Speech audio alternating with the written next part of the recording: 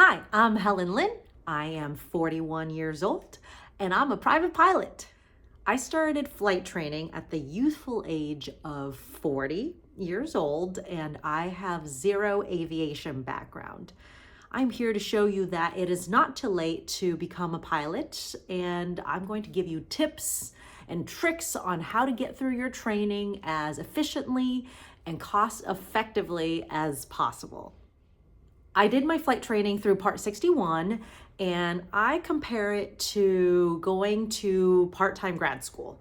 If you are someone who has a job, have kids, or just can't do flight training full time, then you're going to need a solid plan of how to balance everything you need to do to get to the end. And I'm here to help you since I did the whole process. I became interested in aviation due to a 40th birthday present.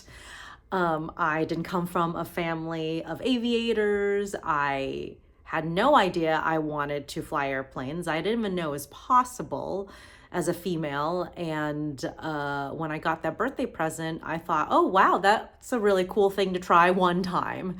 I had no idea I would get obsessed with it and want to potentially switch careers. However, I do want to point out, I didn't know I wanted to do it because I didn't see any examples or knew it was even a possibility for me.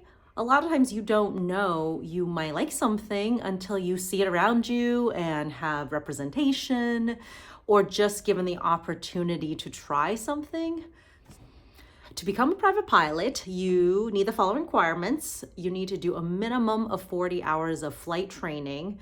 You need to pass a written exam, and you need to take what we call a check ride, which consists of an oral exam and the flight exam. After taking a few flight lessons, these are the 4 things I learned right away. Number 1, expect this process to take twice as long and you'll spend twice as much as you think you will spend. Tailor your mental expectations. Because when you first start, the 2 questions you're gonna have is, how long is this gonna take me and how much money will I spend? And those are very good questions, but I think you need to add some buffer because you're going to have things that you can't foresee and there's no way you're really going to know before you start doing it. I'm gonna give you some things that's probably gonna happen to you, but sometimes you have to just live it. But tailor mental expectations. Number 2, book as many spots on your instructor schedule as you can. Overbook it. Obviously make sure you're available, but really don't go into it thinking, okay, I'm just gonna book twice a week and I'll fly twice a week. It's probably not going to happen. If you book twice a week, just tailor expectations that you're probably gonna fly once or 0 times that week. And the reason for that is 1, weather. No matter where you live, you're probably gonna get some weather cancellations, even in the hot areas. But here in New England, you will get canceled out due to weather very frequently. So weather, you'll get canceled for weather. 2, you're gonna have aircraft issues, whether that's maintenance or something else. So there's always something that happens with the aircraft. It's not available, someone else needs it. Even when you book it, some days you'll just have booked the airplane and they'll take it out. So that's number 2. Number 3, your instructor availability.